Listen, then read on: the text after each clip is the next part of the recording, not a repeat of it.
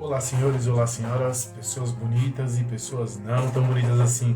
Voltamos com a nossa live poética novamente. Cara, fazia um tempo que não fazíamos, cara, deve ter uns 3, 4 meses, uns 5 meses mais ou menos, que não fazíamos lives poéticas. E aí, de alguma forma, a gente resolveu voltar, né? Vamos voltar ao nosso ofício, que a gente tanto ama, que a gente tanto gosta, né? E, cara, obrigado por quem for acompanhar aí. A ideia hoje, né, a nossa live poética, como sempre, a gente sempre fez uma análise aqui de alguns trechos de romance, poemas e tudo mais, né, a nossa ideia sempre foi essa, fazer essas análises. Entretanto, hoje eu tenho uma proposta diferente. Hoje a minha ideia é diferente, né? Eu gostaria de fazer uma análise de 2 letras de música, né, e aí tentar pensar aqui, comparar elas, né, e mostrar aqui a riqueza dessas letras de música. Essas letras de música que têm coisas em comum, mas em algum momento também elas se afastam, né? Elas se distanciam devido ao seu contexto histórico, inclusive, né? A primeira letra é o Canto das Três Raças, né? Foi eternizado na voz da Clara Nunes, cara. E ela é uma composição de 1976. A ideia hoje é a gente pegar essa letra, assim, tipo, sei lá, tipo, ponto por ponto dela, entender um pouquinho do que ela fala, de como ela fala, porque ela tem um significado bem profundo sobre o que é Brasil, né? E a minha ideia é essa, ou melhor dizendo, sobre o que é diversidade social no Brasil, né? E aí a gente pegar uma segunda letra de música, que eu também gosto muito, assim, eu sou apaixonado, que é, cara, de uma banda que ninguém talvez tenha muita atenção, que é o pessoal do Pedro Luiz e a Parede, né? Existe um álbum de 1997, álbum de estreia, inclusive, do grupo, né?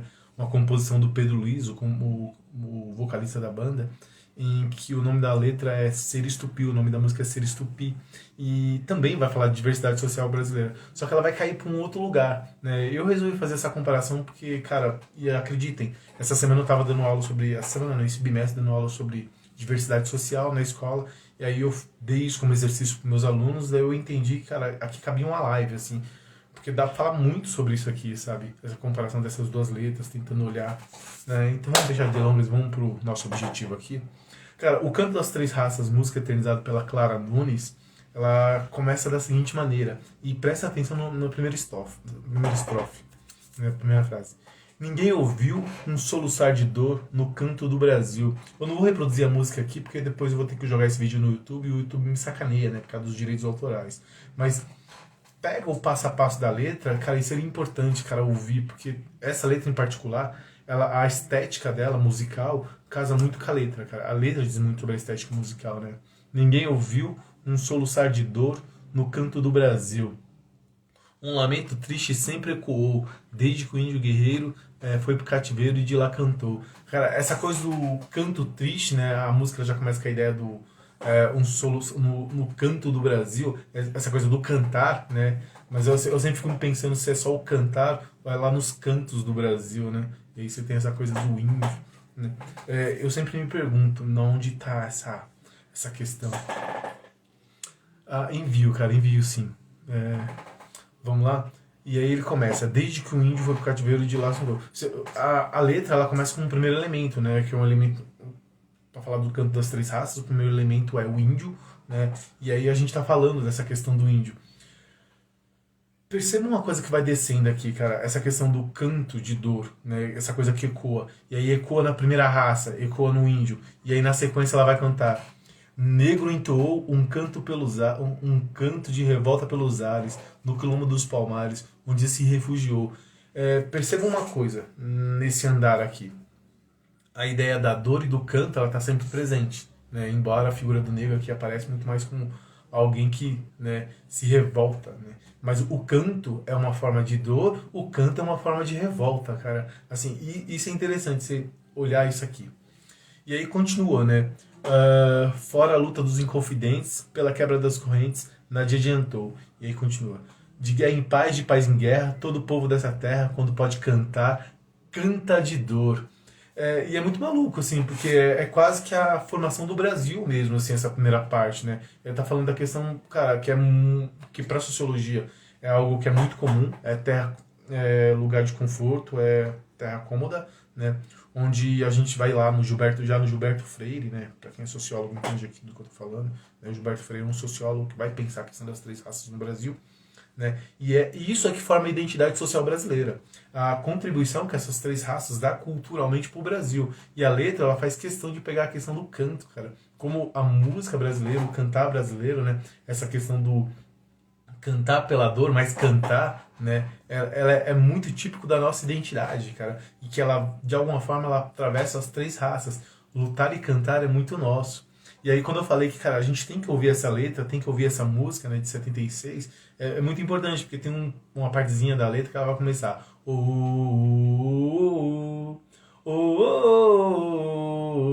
E no finalzinho volta novamente, só que volta em coro, né? É como se fosse uma multidão cantando. É a ideia de, cara, muita gente cantando, uma multidão. E aí você tem uma espécie de nação cantando, né? O povo, aquela coisa do né? Isso faz muito sentido esteticamente para a letra, né? Porque a ideia é de que é milhares, milhões de pessoas, né, ao mesmo tempo, né? E aí continua aqui na segunda parte, né? E ecoa noite e dia é ensurdecedor, mas que agonia o canto do trabalhador. Preste atenção numa coisa, e eu acho que essa passagem aqui eu gostaria de deixar ela como importante. Ela sai da formação do Brasil, olhando para as três raças, e aí dizendo, né, ela, ele e os compositores, né, de que o canto do Brasil é um canto de luta e de dor. Na sequência, a letra vem para o trabalhador. Né, é a ideia, né, de que o resultado, né, dessas três raças no Brasil, né, para a formação da identidade nacional, ela desemboca, ela resulta no trabalhador brasileiro. Né? E esse trabalhador brasileiro, esse operário e tal, tudo, é ele quem canta, né? E continua, né? Esse canto que deveria ser um canto de alegria soa apenas como um soluçar de dor, né? E continua. É muito maluco, assim, da gente entender isso aqui e o modo como tá composta essas partes, né? Porque vem dessa ideia da mistura das três raças, resulta no trabalhador, e não muito ao caso. É uma letra de 76. Né? E por isso que, assim, acho que é bom a gente entender contexto quando a gente vai fazer essas análises, né? Eu não sou especialista e eu peço até perdão aqui. Essa live poética, assim, é mais de pessoas iguais, pessoas comuns que estão tentando pensar coisas. Essa letra, ela, de alguma forma, como resultado aqui, né, do contexto de 76, ela é muito contexto que ali está no meio da Guerra Fria, da ditadura brasileira, onde você tem uma polarização ali entre Estados Unidos e União Soviética. Essas ideias, né, esses conjuntos de ideias, eles perpassam muito a literatura, perpassam muito a cultura. A ideia de que se de um lado tá, né, todo o capital, todo o dinheiro, toda a grana, né, e que isso tem uma origem, isso tem origem na dor, né, de alguma forma, né, essa contradição. Né? E aí, quando você vai lá no brasileiro, no Brasil, quando a gente vai lá, né, na formação da identidade brasileira, na formação social do Brasil, você encontra essas três raças e você encontra o trabalhador como um resultado disso. E aí, é muito da literatura da época, né, essa questão da classe social, né, essa evocação das classes sociais, né, de que o trabalhador, né, de alguma forma, uma das suas formas de superação, né, ou de lembrar da sua própria história, de contar a sua própria história, de superar todas essas questões que vêm na sua própria história, é a dor, né, é o canto, né, esse canto de dor, mas esse canto de luta, né, que se faz. Né, e você está ali naquele momento. A segunda letra, e aí eu gostaria de implementar mais, aí eu gostaria de explicar mais o contexto, para a gente poder entender, que é o ser estupi. Né, essa letra também ela tem uma complexidade dela, que eu acho bem interessante. Ela é uma letra de 1997, ou seja, praticamente 20 anos depois. Né, ela tem uma ruptura que é muito clara, e aí eu imagino, eu estou supondo aqui, eu estou trabalhando com essa ideia, né, de que essa ruptura ela vem de fato por toda uma mudança de contexto cultural que houve entre a década de 70 e a década de 90. Né? São dois momentos diferentes da história do mundo, né? Não somente da história do Brasil, mas como da história do mundo. E o que justifica muito essa análise textual. Você pega mais ou menos a década de 70, se você tem essa polarização no mundo, né? Essa ideia de que a escrita ela tem que se colocar num lugar, né? E um dos lugares desse, ou é ali, junto com a questão do capital, da liberdade e tal, tudo. Mas, ao mesmo tempo, você tem a questão do trabalhador, né, que é muito pela ideia dos movimentos de classe, à época. Na década de 90, né, ou antes da década de 90, né, essa polarização some. Né, já no finalzinho da década de 80, essa polarização some. Você tem ali na Rússia, né, a chamada perestroika, né, a Rússia que está em guerra e voltou tudo. Você tem a perestroika e a glasnost. Você tem o fim da União Soviética ali naquele momento, que é em 89. Né? Ou seja, você tem por ali o fim do socialismo. Né? E esse fim do socialismo, de alguma forma, ele prevê uma nova ordem. Né? E aí os teóricos vão prever uma nova ordem. Daí, que nova ordem é essa? A chamada nova ordem mundial. Né? Vamos trabalhar com a ideia de uma nova ordem mundial. E agora o mundo poderia ser feliz com o capitalismo e todas as coisas poderiam acontecer, né? Já que o socialismo não vingou. Né? Então o mundo é capitalista e esse capitalismo ele tem que prover sucesso. Né? Daí você tem algumas figurinhas como Fukuyama, alguns sujeitos aí que vão falar muita coisa e muita coisa sem noção. Quando eu falo do Fukuyama, eu falo por causa da questão né, de algumas coisas que ele escreve, assim, né? Tipo, olha, o mundo agora tá pronto para ser. Fim da história, né? É besteira. Cara, o que a gente tem com a nova ordem mundial, né, na década de 90, a partir da década de 90, é a ideia de um liberalismo, né? O liberalismo, né? É a ideia de um novo sistema econômico que é global, né? Que vai avançar por vários lugares do mundo e que, cara, parece que venceu aquela briga que existia até então. Entretanto, a década de 90, de alguma forma, ela é muito permeada pela percepção daquilo que a gente vai chamar de pobreza. Né? Se não existe mais essa rivalização entre capitalismo e socialismo, né? E aí a luta, né, da classe patronal com a classe trabalhadora, né? A classe patronal, a classe trabalhadora ainda existe. Né? E existe, para além da classe trabalhadora, uma coisa chamada pobreza, da qual a classe trabalhadora muitas vezes se insere, ela se insere nisso. Mas não somente a classe trabalhadora, mas as pessoas não trabalhadoras também. E aí a gente tá falando de uma série de sujeitos aí que trabalham e não trabalham, mas vai ser móvel. O capitalismo, nessa nova ordem mundial que vem a partir da década de 90 com o neoliberalismo, ele produz essa pobreza. Né? E me parece que nessa letra, essa pobreza, para falar de Brasil, ela é traga, né? E assim, e aí ela tem alguns elementos aqui que são bastante interessantes para a gente poder pensar e refletir, tanto para falar de Brasil quanto para falar de pobreza. Né? Ela começa aqui, né? A música Ser Estupi. E a primeira frase dela eu acho estupenda, assim, eu acho ela de uma complexidade muito grande. Não dá para ser simples com ela. Ela começa, seres ou não seres, eis a questão. Primeiro o título da letra, Ser Estupi. Né? A ideia de ser estupi, né? E já começa com essa letra, seres ou não seres, né? Primeiro, se remete ao Shakespeare.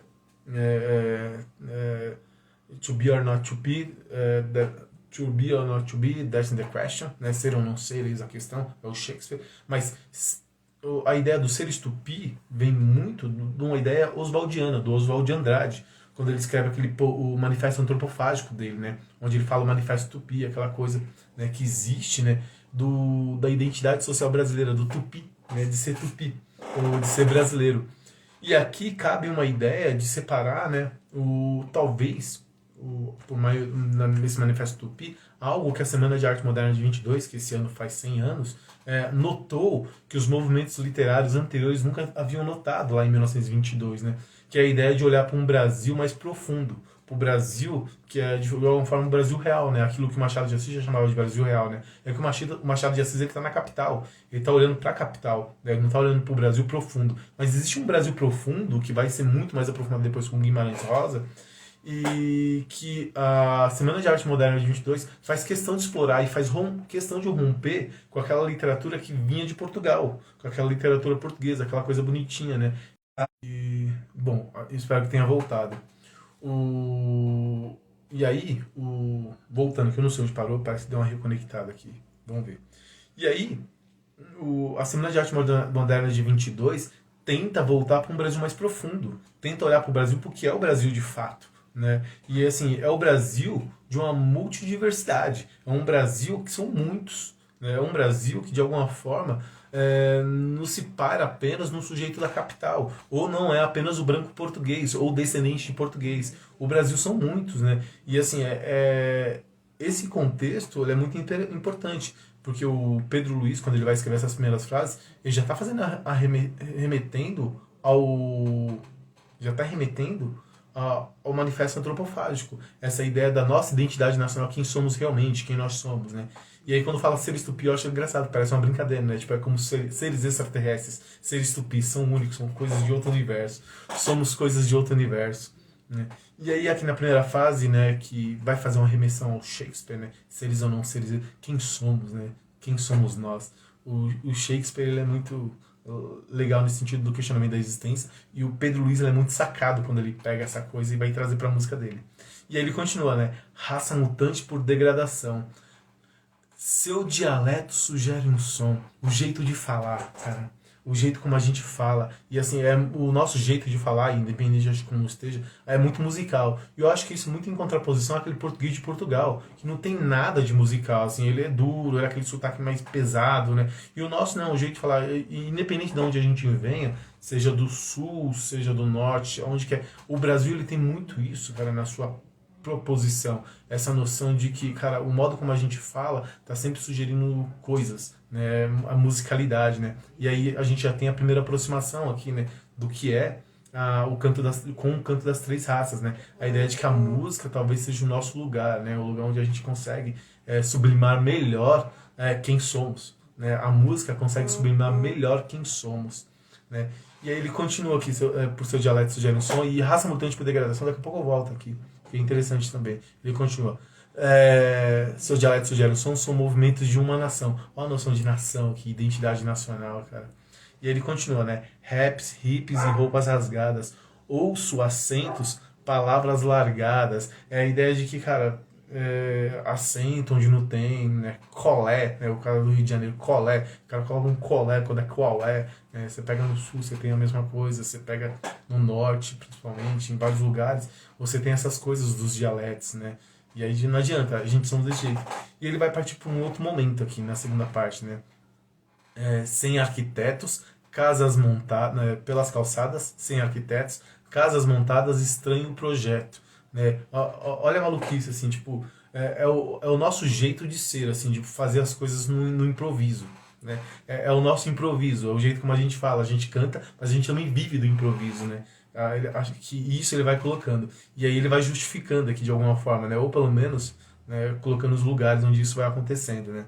Ele vai colocar ó, beira de mangue, né, que são lugares onde as pessoas moram, né? E vai montando suas vidas pela beira do mangue de forma improvisada, Alto de Morro, Rio de Janeiro, pelas marquises debaixo do espolho, né? Tipo, sem condições alguma, do viaduto, segue em viagem, sem salvo-conduto, é cara passagem, por essa vida que disparade. Vida de cão, refrão que me bate. É muito maluco, assim, como essa questão de como a gente vive do improviso, né? Mas ao mesmo tempo a gente vive cantando, a gente vive fazendo essas coisas, né? Essa improvisação do som, e eu acho que existe uma valorização aqui do Pedro Luiz em relação à nossa linguagem também.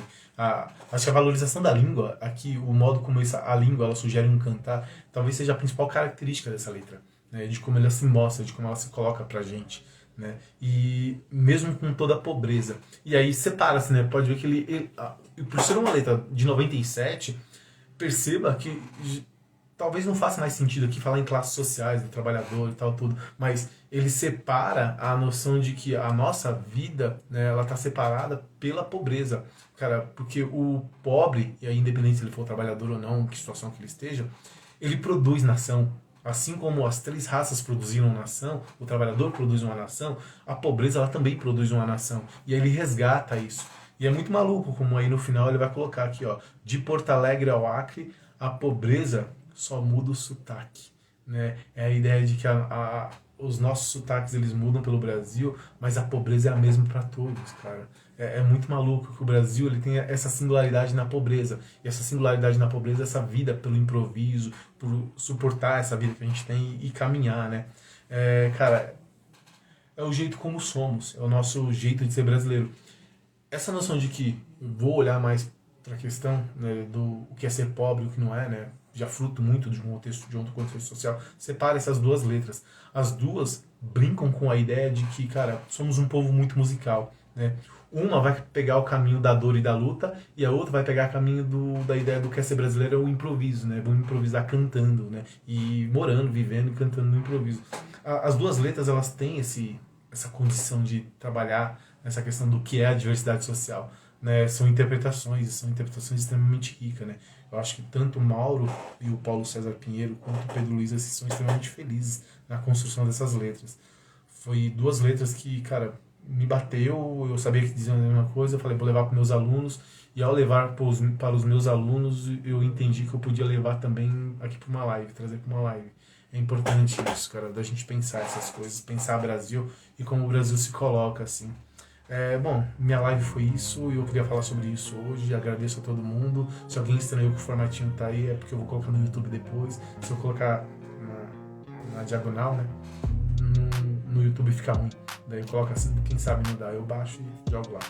Galera, obrigado, agradeço quem me acompanhou até aqui. Carlos, Verônica, o Jânio que tá aí, a Jéssica que apareceu aí brevemente, já saiu. Galera, obrigado mesmo aí pela companhia. Tchau, tchau.